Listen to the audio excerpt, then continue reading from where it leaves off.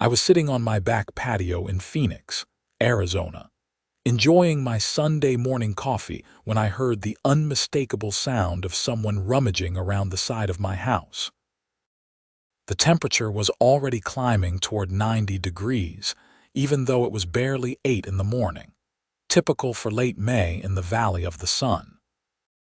I set down my mug and walked around the corner of my modest ranch-style home, only to find Patricia Whitmore, the president of our homeowner association, yanking at the heavy-duty extension cord connected to my backup generator. "Patricia, what the hell are you doing?" I called out, my voice sharp enough to make her jump. She straightened up, her bleached blonde hair pulled back in that tight ponytail she always wore, and fixed me with a look that could curdle milk. "Cameron, this is a direct violation of our HOA bylaws, Section 7, subsection 12. You cannot have visible power cords running along the exterior of your home. It's unsightly and decreases property values." I stared at her in disbelief. "That's not an extension cord. It's hardwired to my transfer switch for my generator. You can't just pull it out." "I've already documented this violation with photographs," she said, pulling out her phone and waving it at me like a weapon. "You have 24 hours to remove it or you'll be fined $500. If you refuse to comply, the fine doubles every week." "Patricia, listen to me. That's not coming out. It's permanently installed by a licensed electrician. It's part of my home's electrical system." She huffed and crossed her arms. "Then you should have submitted the proper paperwork before having it installed." "I don't see any approved architectural modification requests in my files." The thing was, I had submitted the paperwork 6 months ago, right before I had the whole system installed. I'd even gotten written approval from the Architectural Review Committee. But Patricia had taken over as HOA president 3 months ago after the previous president, a reasonable guy named Tom, had moved to Colorado. Since then, she'd been on a power trip that would make a dictator blush. I did submit the paperwork. Tom approved it in writing. I have the email. "Tom is no longer in charge," she said, her voice dripping with condescension. "And I've reviewed all of his decisions. Many of them were made too hastily without proper consideration. This installation, for instance, should never have been approved." My jaw clenched. I'd spent nearly $8,000 on this generator and transfer switch system. Living in Phoenix, power outages during the summer weren't just an inconvenience, they were dangerous. Last July, my elderly neighbor Mrs. Chen had nearly ended up in the hospital when the power went out for 6 hours during a 115-degree day. I'd made sure her place stayed cool using my generator. You can't retroactively revoke an approval. That's not how any of this works. Patricia's face turned red, and she took a step closer to me. "I am the HOA president, Cameron Lawson. I decide how things work in this community. You will remove this eyesore, or you will face the consequences." With that, she stormed off toward her oversized white SUV parked in my driveway. I noticed she'd parked behind my truck, effectively blocking me in. Typical Patricia move. Everything had to be about control and dominance with her. I went back inside and pulled up my email to find the approval from Tom. Sure enough, there it was, dated December 15th of the previous year. The email clearly stated that my backup generator installation, including all necessary electrical connections and the transfer switch, had been reviewed and approved by the Architectural Committee. I forwarded it to Patricia's HOA email address with a brief message stating that my installation had been properly approved and I would not be removing anything. Her response came back within 5 minutes. It was a single line. "Previous approvals are under review. Expect a formal notice of violation tomorrow." I called my buddy Derek, who'd been dealing with Patricia's nonsense for the past 2 months over the color of his front door. She'd insisted it violated the HOA's approved color palette, even though 3 other houses on our street had the exact same shade of navy blue. "She's completely lost it," Derek said when I explained the situation. "She tried to fine me last week because my garbage cans were visible from the street for more than 12 hours. I had put them out the night before pickup because I had to leave for work at 5 in the morning. Apparently, that's against the rules now. This is getting ridiculous. Someone needs to do something about her. Good luck with that. She's got 2 cronies on the board who back her up on everything. Linda and Susan just nod along with whatever she says. The other 2 board members, Mark and Jennifer, have tried to push back, but they get outvoted every time." After hanging up with Derek, I decided to check the connection on my generator. The cord Patricia had been yanking on wasn't just some plug-in extension cord.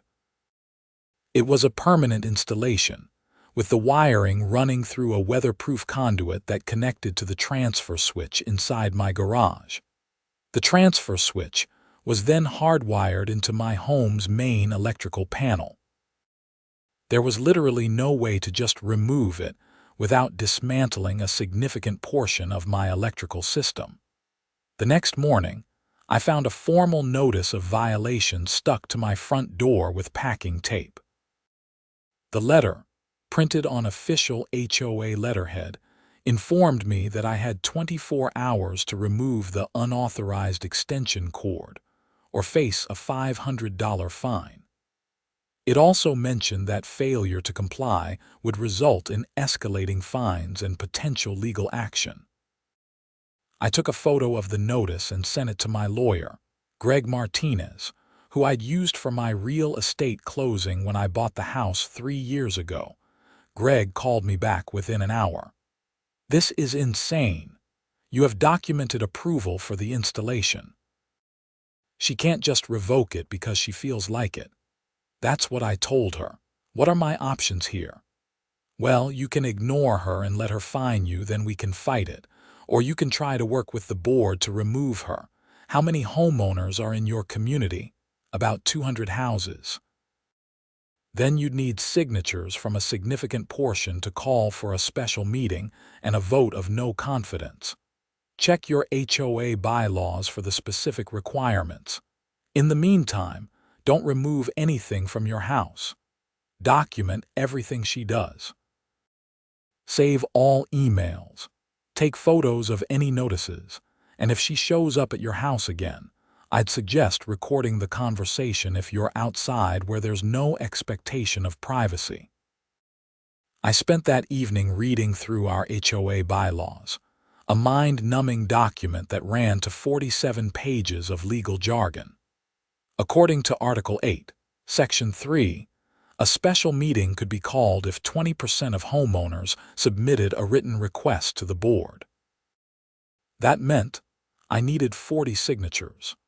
The following day was Tuesday, and I had taken the day off from my job as a mechanical engineer at an aerospace company in Temp.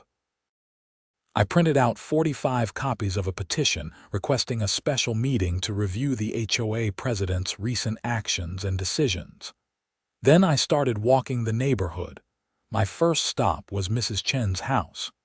She answered the door with a warm smile, her gray hair neatly styled. "Cameron, how lovely to see you. Come in, come in." "I can't stay long, Mrs. Chen. I'm actually going around the neighborhood collecting signatures for a petition." Her face darkened. "Is this about Patricia? That woman came to my house last week and told me my rose bushes were too tall. Too tall. Can you imagine? I've been growing those roses for 15 years. That's exactly what this is about. We're trying to call a special meeting to address her abuse of power." Mrs. Chen signed immediately and then gave me a list of 5 other neighbors she knew were fed up with Patricia's tyranny. By the end of the day, I had 63 signatures. People were more than willing to sign. Some of them had stories that made my situation look tame. Patricia had fined one family because their teenage son's basketball hoop was visible from the street. Another neighbor had been cited because their solar panels, which had been professionally installed and approved years ago, were now deemed aesthetically inconsistent with the neighborhood character. On Wednesday morning, I was getting ready for work when I heard a vehicle pull into my driveway. Looking out the window, I saw Patricia's SUV parked there again, and this time she had someone with her. A man in his 30s with a tool belt climbed out of the passenger side. I rushed outside just as the guy was approaching my generator. "Stop right there," I said, my voice firm. "What do you think you're doing?" Patricia stepped forward, holding a clipboard. "Since you refuse to comply with the violation notice, the HOA board has authorized the removal of the non-compliant installation. This will be done at your expense, and the cost will be added to your account." "You can't do that. You have no legal right to touch my property." The guy with the tool belt looked uncomfortable. "Madam, he's saying we can't touch it. He's in violation of HOA bylaws. We have every right to remedy the situation," Patricia insisted. I pulled out my phone and started recording. "Patricia, I'm telling you right now that you do not have permission to touch my generator or any part of my electrical system. If you or your contractor lay a hand on my property, I will call the police and have you arrested for vandalism and trespassing." The contractor took a step back. "Look, lady, I'm not getting involved in this. You didn't tell me there was a dispute. I'm out." He walked back to the SUV and got in.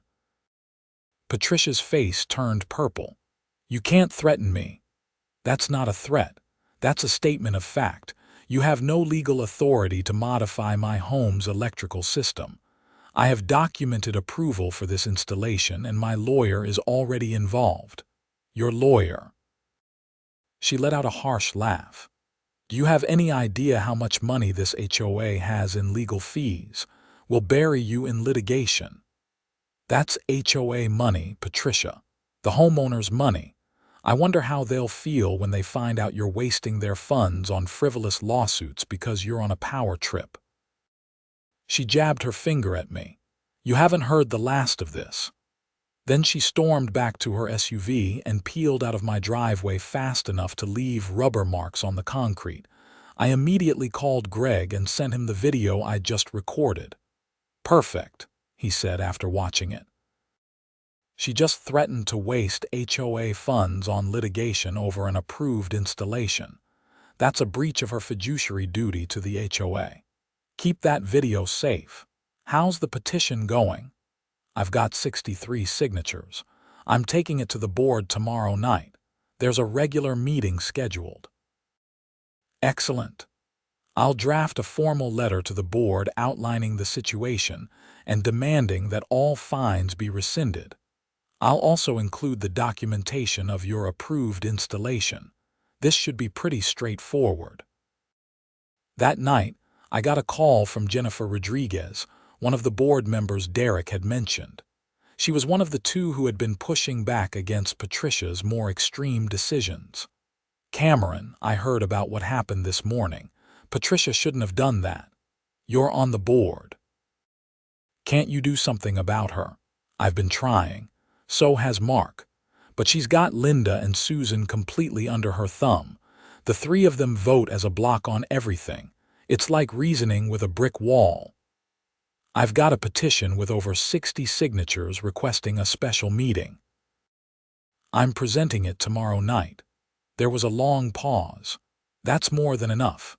Once that's submitted, the board has to schedule the meeting within 30 days. But Cameron, be prepared. Patricia is not going to go quietly. I don't care. She's out of control." The board meeting the next night was held in the community center, a small building near the neighborhood entrance that mostly got used for holiday parties and the occasional yoga class. I arrived 15 minutes early, and the parking lot was already packed. Apparently, Word had gotten out about the generator incident and my petition. Inside, the meeting room was set up with a long table at the front for the board members and rows of folding chairs for residents. Every seat was filled, and people were standing along the walls. I saw Derek near the front and made my way over to him. "Dude, half the neighborhood is here," he said. "Everyone's talking about what Patricia tried to do."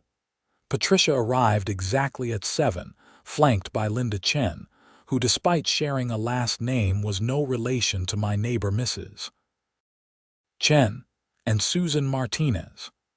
Mark Thompson and Jennifer Rodriguez arrived separately and took their seats at the table with considerably less fanfare. Patricia banged a gavel on the table. "This meeting of the Saguaro Heights Homeowner Association Board will now come to order. We have several items on tonight's agenda, beginning with the treasurer's report." A hand shot up in the back. "Point of order. Don't we usually have time for homeowner comments at the beginning?" Patricia's jaw tightened. "Comments come at the end of the meeting, after we've addressed board business." Jennifer leaned forward. "Actually, Patricia, our bylaws state that homeowners can address the board at any point during the meeting as long as they're recognized. And traditionally, we've always taken comments at the beginning. I'm changing that tradition. It's more efficient to handle board business first." Mark spoke up. "I don't think you can unilaterally change meeting procedures, Patricia. That requires a board vote." The room erupted in murmurs and scattered applause. Patricia's face went red and she banged the gavel again. "Order! I will have order or I will clear this room." "On what authority?" someone called out. More applause. This was spiraling out of control fast, and we hadn't even gotten to my petition yet. Jennifer stood up and walked around the table, gently taking the gavel from Patricia's hand. "Patricia, why don't we take a 5-minute recess so the board can discuss procedure? Give me that back." Patricia tried to grab the gavel, but Jennifer held it out of reach. "5-minute recess," Jennifer announced to the room. "Board members, let's step into the office." The 5 board members disappeared into a small office adjacent to the meeting room. The crowd buzzed with conversation. Derek leaned over to me. "This is already better than anything on TV." When the board returned 10 minutes later, Jennifer was carrying the gavel. She took the center seat at the table with Mark on her right. Patricia was fuming at the far left end. "Thank you all for your patience," Jennifer said. "The board has voted 3-2 to follow our traditional meeting format, which includes homeowner comments at the beginning of the meeting. I'll be chairing tonight's meeting. If anyone wishes to address the board, please come to the microphone." I stood up and walked to the standing microphone set up in front of the first row of chairs. About a dozen other people lined up behind me. "State your name and address, please," Jennifer said. "Cameron Lawson, 2847 East Desert Willow Drive. I'm here to submit a petition signed by 63 homeowners requesting a special meeting to address concerns about recent HOA board decisions and actions." I walked up to the table and handed Jennifer the thick stack of papers. She flipped through them, her eyebrows rising. Mark leaned over to look as well. "This appears to be in order," Jennifer said. "The petition meets the threshold requirement of 20% of homeowners. The board will need to schedule a special meeting within 30 days. Patricia snatched the papers from Jennifer's hands. "Let me see that." She scanned through the pages, her face getting redder with each one. "Half of these signatures aren't even legible. This petition is invalid." Mark reached over and took the papers. "They look perfectly legible to me. And even if a few weren't clear, there's still well over the required 40 signatures here." "I'm not accepting this," Patricia said. Jennifer's voice was calm but firm. "You don't have a choice, Patricia. The bylaws are clear. We have to schedule the meeting. I'll resign first." "That's certainly your prerogative. The room went silent. Patricia looked around, seeming to realize that she'd just backed herself into a corner. "I didn't mean that." "Nevertheless, the special meeting will be scheduled," Jennifer said. She looked at me. "Mr. Lawson, was there anything else you wanted to address?" "Yes."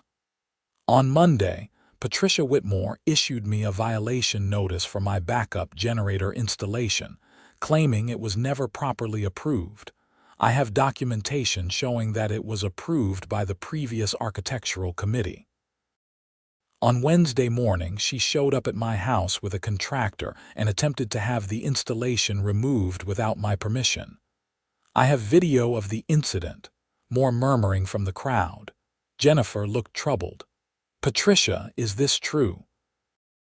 "That installation violates our aesthetic standards." "But was it approved by the previous architectural committee?" Patricia waved her hand dismissively. "Tom approved all kinds of things that shouldn't have been approved. I'm reviewing all of his decisions." Mark cleared his throat. "You can't retroactively revoke approvals that were properly granted. That would expose the HOA to massive liability." "I can do whatever is necessary to maintain property values and community standards." I spoke up again. "Miss Whitmore also told me, and I quote, 'Do you have any idea how much money this HOA has in legal fees? We'll bury you in litigation.' I have that on video as well." The room exploded. People were shouting, some at Patricia, others at each other. Jennifer banged the gavel repeatedly until order was restored. "This is a very serious accusation," Jennifer said. "Patricia, did you threaten to use HOA funds for personal litigation?" I was explaining the reality of the situation. "That's not what you said," I interjected. "You specifically threatened to bury me in litigation because I refused to let you vandalize my property." Susan finally spoke up. "He's lying. Patricia would never do that. I have video evidence. Would the board like to see it?" Jennifer nodded.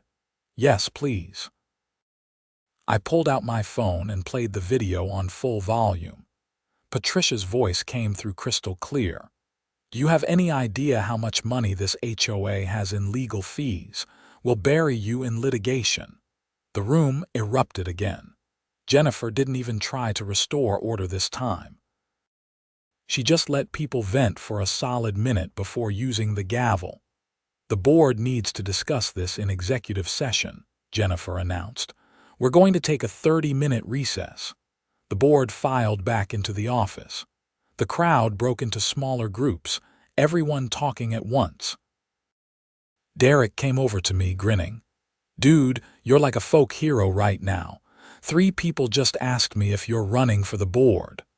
"I don't want to be on the board. I just want Patricia gone." Mrs. Chen approached with a plate of cookies she'd apparently brought from home. "You need to keep your strength up, Cameron. Here, have some cookies. You're doing a wonderful thing." The 30 minutes stretched to 45, then an hour. Finally, the board emerged. Patricia's face was stony, while Linda and Susan looked shaken. Jennifer and Mark appeared grim but determined. Jennifer called the meeting back to order. After reviewing the evidence presented tonight, including video documentation of Wednesday's incident, the board has voted 3-2 to immediately suspend Patricia Whitmore from her duties as HOA president, pending the outcome of the special meeting.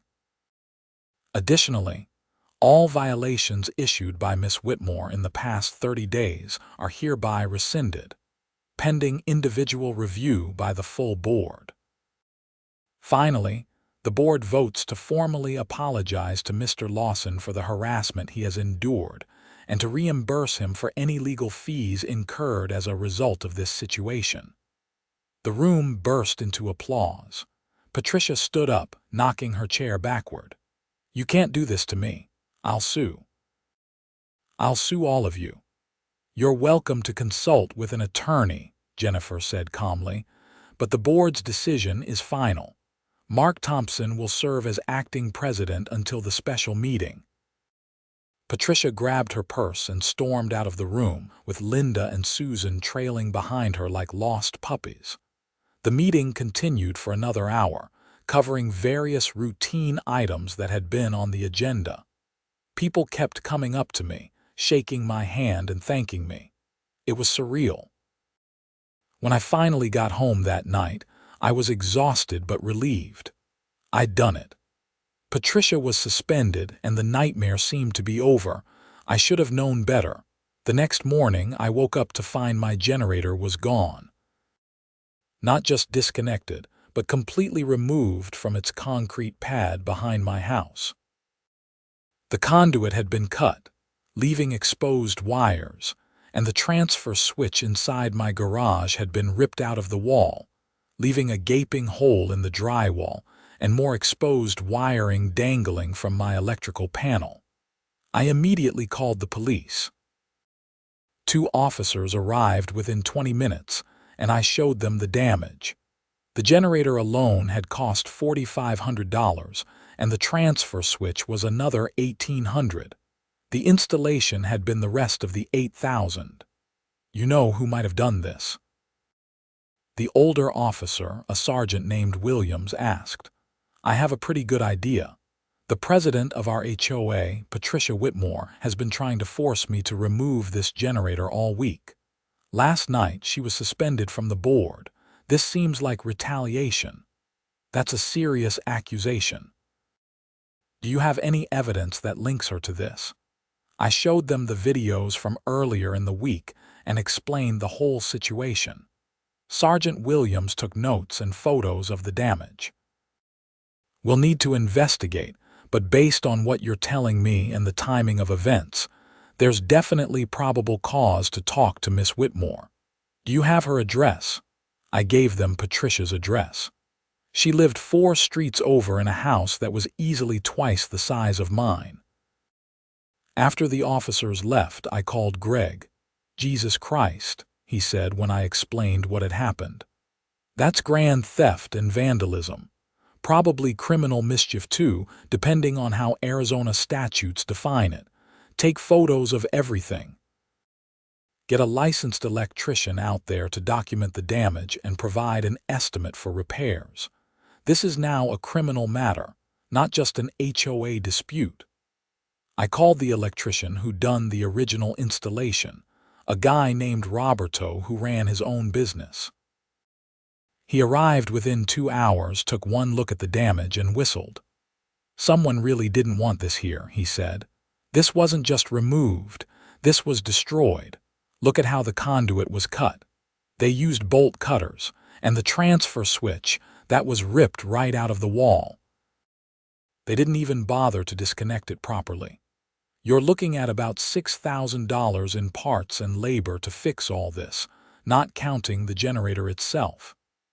He spent an hour documenting everything, taking photos and measurements, and writing up a detailed report.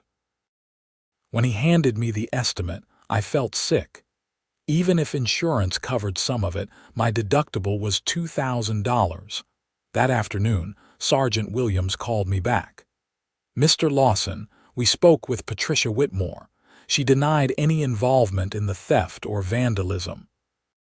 However, we've obtained a warrant to check her property and her vehicle. We're executing that warrant now. You think she still has my generator? If she does, we'll find it. I'll let you know what we discover. I spent the rest of the day trying to work from home, but mostly just staring at my computer screen and worrying. Around 5 in the evening, my doorbell rang. It was Sergeant Williams and another officer. Mr. Lawson, we found your generator. Where? In Patricia Whitmore's garage. We also found the transfer switch in her trash can, smashed beyond repair. She's been arrested and charged with theft, criminal damage, and trespassing. Her bail hearing is tomorrow morning. I couldn't believe it. She actually kept the generator at her house. People do stupid things when they are angry. Miss Whitmore was not cooperative during our investigation. She insisted she had every right to remove what she called a safety hazard from the community. When we asked her why it was in her garage and not disposed of properly if it was such a hazard, she didn't have a good answer. What happens now? The county attorney's office will review the case. Given the value of the stolen and damaged property, you're looking at felony charges. You'll need to provide all your documentation to them, including receipts for the original installation and the estimate for repairs. You should also file a claim with your homeowner's insurance. After the officers left, I sat down on my couch and just breathed for a minute. This had gone from an annoying HOA dispute to a full-blown criminal case in less than a week. Jennifer called me that evening. "Cameron, I heard about what happened. The whole board is horrified. We had no idea Patricia would do something like this." I don't think anyone expected her to cross that line. We're moving up the special meeting to next week. With Patricia arrested, we need to formally remove her from the board and elect a new president as soon as possible. We also need to discuss how to prevent something like this from ever happening again. The story made the local news that weekend. A reporter from the Phoenix television station showed up at my house on Saturday morning, asking for an interview. I declined, not wanting to jeopardize the criminal case, but several of my neighbors had no such reservations. By Saturday evening, the story was all over social media. HOA president arrested for stealing generator was trending locally on various platforms. Derek texted me, "Dude, you're famous." Everyone's talking about this. The following Tuesday was Patricia's preliminary hearing. Greg accompanied me to the courthouse in downtown Phoenix. The courtroom was surprisingly full. Apparently, the case had attracted attention not just from residents of our HOA but from people all over the Phoenix metro area who'd had their own HOA horror stories. Patricia arrived with her lawyer, a sharp-dressed woman who looked like she specialized in white-collar crime. Patricia kept her head down and didn't make eye contact with anyone. The prosecutor, a young assistant county attorney named James Reeves, laid out the case. He presented the video evidence of Patricia trying to remove the generator earlier in the week, the timeline of events leading up to the theft, and the testimony of the police officers who'd recovered the stolen property from Patricia's garage. Patricia's lawyer argued that this was a civil dispute that had been improperly criminalized, that Patricia had been acting in her capacity as HOA president to enforce community standards, and that there had been confusion about the approval status of the generator installation. The judge, an older woman named Sandra Martinez, listened to both sides and then reviewed the evidence herself. After about 20 minutes, she spoke. "Miss Whitmore, I've reviewed the video evidence submitted by the state and I've read the police reports. Regardless of any HOA dispute, you had no legal authority to enter Mr. Lawson's property without his permission and remove his generator. The fact that the generator was found in your personal garage rather than disposed of or turned over to any authority suggests this was not an act of enforcement but an act of theft. I'm binding this case over for trial. Bail is set at $25,000. Patricia's lawyer argued for a lower bail, but the judge was firm. Patricia was led out of the courtroom by a bailiff to arrange her bail payment. Outside the courthouse, Greg pulled me aside. That went about as well as it could have. The judge clearly sees this for what it is. The real question now is whether Patricia takes a plea deal or if this goes to trial. What do you think she'll do? Hard to say. If she's smart, she'll take a deal. The evidence is pretty damning, but people who commit crimes like this often aren't thinking rationally. The special HOA meeting was held that Thursday evening, again at the community center. If the previous meeting had been well attended, this one was absolutely packed. People were standing in the hallway because there wasn't room inside. Jennifer had arranged for the meeting to be held in the larger multipurpose room, and even that wasn't enough. Mark, as acting president, called the meeting to order. Thank you all for coming. Tonight, we have one primary item on the agenda, which is to address the petition submitted by residents regarding the recent actions of the former board president. However, given the circumstances of Patricia Whitmore's arrest, the board believes it's appropriate to first take a vote on her immediate removal from the board. Point of order, someone called out. It was Linda, Patricia's ally on the board. Patricia hasn't been convicted of anything. She's entitled to due process. She's entitled to due process in the criminal case, Mark said. But this is a separate matter. The HOA board has an obligation to act in the best interests of the community. Having a board president who is currently facing criminal charges related to her actions as president is clearly not in the community's best interests. The vote was taken. Mark and Jennifer voted to remove Patricia. Linda and Susan voted against. That left the deciding vote to the fifth board member, a quiet man named Raymond Foster, who I'd barely heard speak at previous meetings. Raymond cleared his throat. I've been on this board for 4 years. I've seen a lot of disputes and arguments over that time. But I've never seen anything like what happened last week. Patricia crossed a line that I don't think can be uncrossed. I vote to remove her from the board. That made it 3-2. Patricia was officially out. The meeting continued with a discussion of how the board should handle approvals going forward, particularly those that had been granted by previous boards. Jennifer made a motion, which passed unanimously with Patricia gone, that all properly documented approvals from previous boards would be honored, unless there was a clear legal or safety issue that required review. Any challenge to an existing approval would require a full board vote, not a unilateral decision by the president. They also implemented new rules requiring board approval before any enforcement action that involved entering a homeowner's property or spending more than $500 in HOA funds. Near the end of the meeting, Mark addressed the crowd. We owe Cameron Lawson an apology, not just as a board but as a community.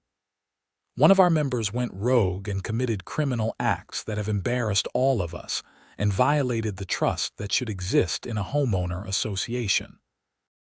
We're committed to making sure nothing like this ever happens again. The room applauded. I felt my face flush. I hadn't done anything special. I just stood up for myself when someone tried to push me around. After the meeting, several people approached me about running for the board. I politely declined. I'd had enough of HOA politics to last a lifetime. The next few weeks were a blur of insurance claims, contractor appointments, and meetings with the prosecutor's office. Roberto worked on rebuilding my electrical system, and I ordered a new generator. The old one had been recovered from Patricia's garage, but it had been damaged when she'd cut the wiring, and the manufacturer said it wasn't safe to use. Insurance covered most of the cost after my deductible, but I was still out of pocket about $3,000. The prosecutor assured me that if Patricia was convicted, I could seek restitution for the full amount, but that could take months or even years to collect. 6 weeks after the theft, I got a call from James Reeves, the prosecutor. Patricia Whitmore has accepted a plea deal. She's pleading guilty to 1 count of felony theft and 1 count of criminal damage. The trespassing charge is being dropped as part of the deal. She'll be sentenced to probation, community service, and she's required to pay you full restitution for all damages and costs, including your deductible and any expenses not covered by insurance. No jail time. It's a first offense, and the stolen property was recovered. The judge is unlikely to give her jail time, but she'll have a felony conviction on her record, That's not nothing. He was right. A felony conviction would follow Patricia for the rest of her life. Every job application, every background check, it would all show up. And she'd have to explain how she got it. The sentencing hearing was held in early August. The courtroom was hot despite the air conditioning, and I was sweating in my dress shirt and tie. Patricia stood before Judge Martinez, looking diminished somehow, like the fight had gone out of her. The judge reviewed the plea agreement and then addressed Patricia directly. "Miss Whitmore, you held a position of trust in your community, and you abused that trust in a spectacular fashion. You let your ego and your need for control override your common sense and your respect for the law. You're fortunate that Mr. Lawson is a forgiving man and that the state is willing to offer you this plea. I'm sentencing you to 3 years of supervised probation, 200 hours of community service, and full restitution to Mr. Lawson in the amount of $11,400. You're also prohibited from serving on any homeowner association board during your probation period. Do you understand?" "Yes, Your Honor," Patricia said quietly. "Good. I hope you learned something from this experience. Court is adjourned." Patricia's lawyer helped her out of the courtroom. She didn't look at me as she passed. Outside, Greg shook my hand. "That's about as good an outcome as you could hope for. The restitution order is enforceable, so if she doesn't pay, you can go after her wages or her property. And the felony conviction means she can't just move to another HOA and do this to someone else. I'm just glad it's over. Well, mostly over. You still need to collect the restitution, and that can be its own battle, but the hard part is done." I went home that afternoon feeling lighter than I had in months. My new generator was installed and working perfectly. Roberto had done an amazing job with the rebuild, even improving on the original installation by adding some additional safety features. Mrs. Chen came over that evening with a casserole. "I wanted to thank you again for everything you did. You didn't just help yourself, you helped all of us. Patricia was making everyone miserable. I just stood up for myself. Anyone would have done the same. No, they wouldn't have. Most people would have backed down when she started threatening lawyers and fines. You fought back, and that made all the difference." Over the next few months, life in the HOA slowly returned to normal. Jennifer was elected as the new president, with Mark as vice president. They ran the board meetings efficiently and fairly, without the drama that had characterized Patricia's brief tenure. I did end up getting my restitution, though it took 6 months of payments. Patricia paid $500 a month until the full amount was covered. I never spoke to her again, and as far as I know, she moved out of the neighborhood about a year later. The whole experience taught me some valuable lessons about standing up for yourself and the importance of documentation. If I hadn't had that email from Tom approving the generator, if I hadn't recorded Patricia's threats and attempted removal, the outcome might have been very different. Derek and I still laugh about it sometimes when we're hanging out on my patio, the generator humming quietly in the background during one of Phoenix's increasingly frequent summer power outages.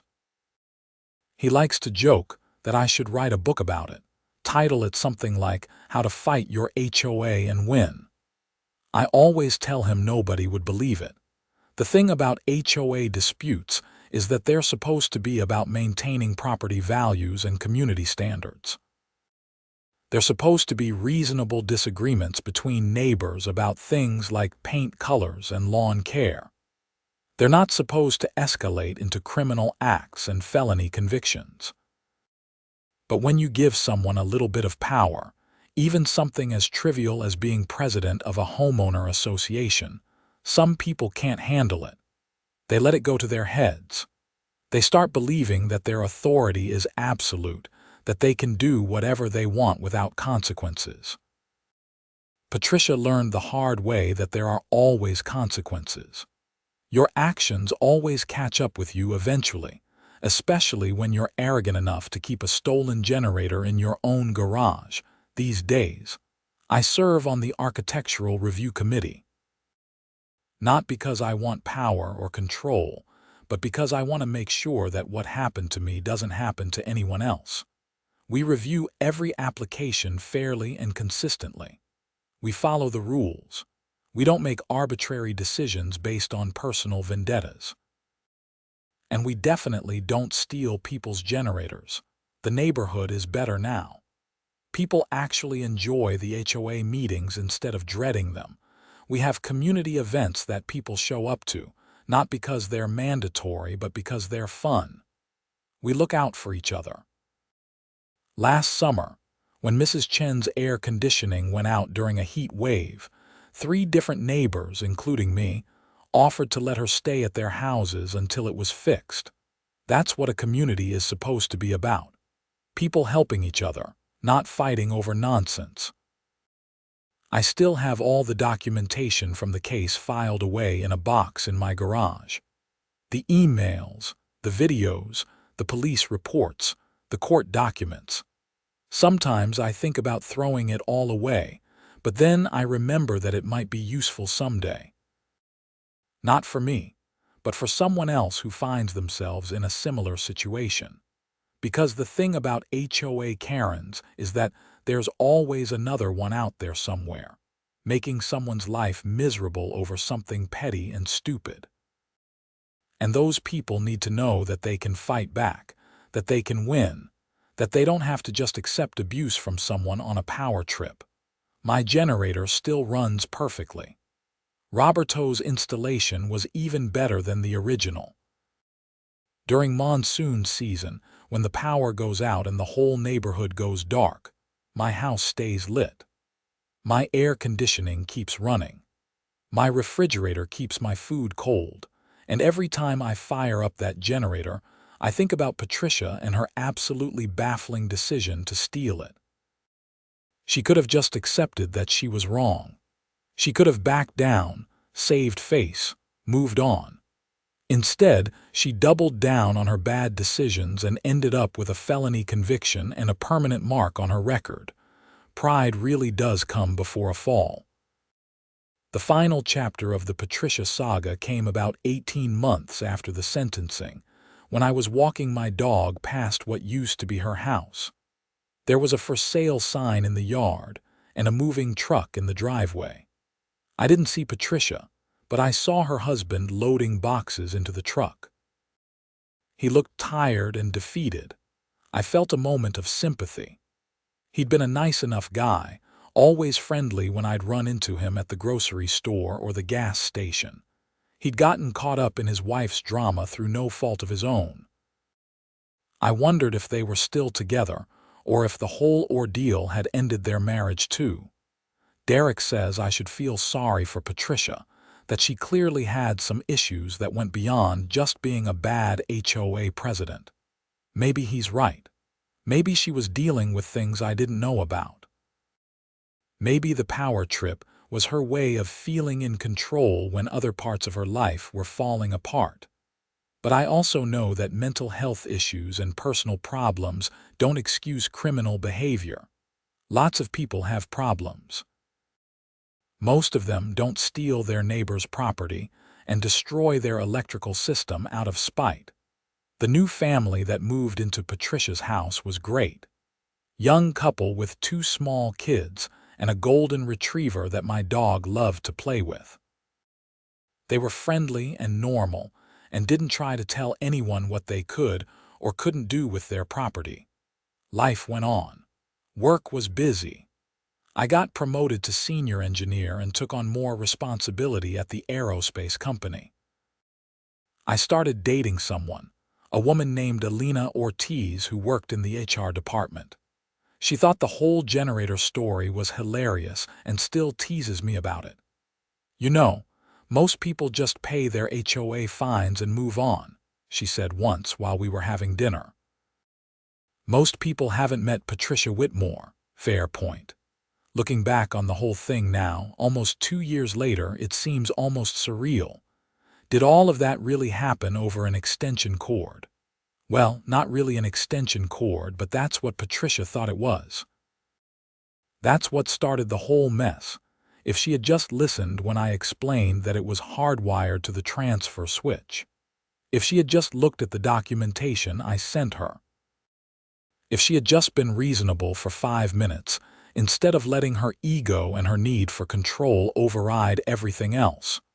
But she didn't. And here we are. The lesson, if there is one, is that you should never back down when you know you're right. You should never let a bully push you around, even if that bully has the backing of an HOA board. You should document everything, know your rights, and be willing to fight for them. And maybe, just maybe, don't give people like Patricia Whitmore positions of power in the first place. The warning signs were probably there all along. People don't just suddenly become tyrannical HOA presidents overnight. There had to have been red flags that the community missed or ignored. These days, when we vote for board members, people pay attention. We ask questions.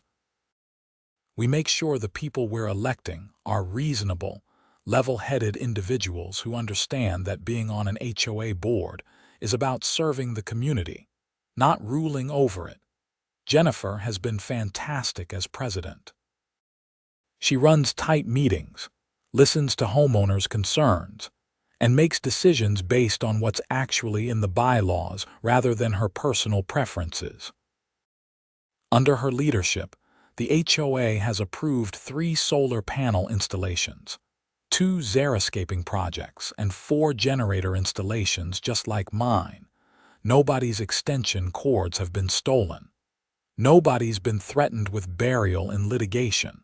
Nobody's generator has ended up in someone's garage. It's almost boring now, and that's exactly how an HOA should be. Sometimes I run into people at the grocery store or the gym who recognize me from the news coverage. They want to hear the story firsthand, want to know all the details. I usually give them the abbreviated version, unless they really press for more.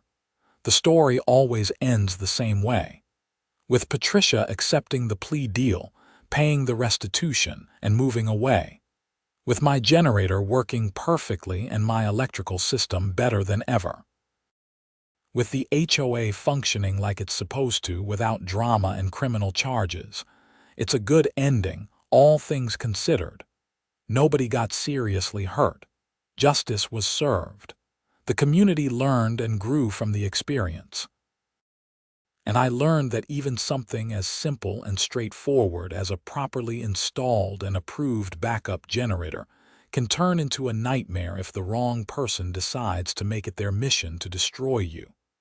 But I also learned that you can survive that nightmare. You can fight back.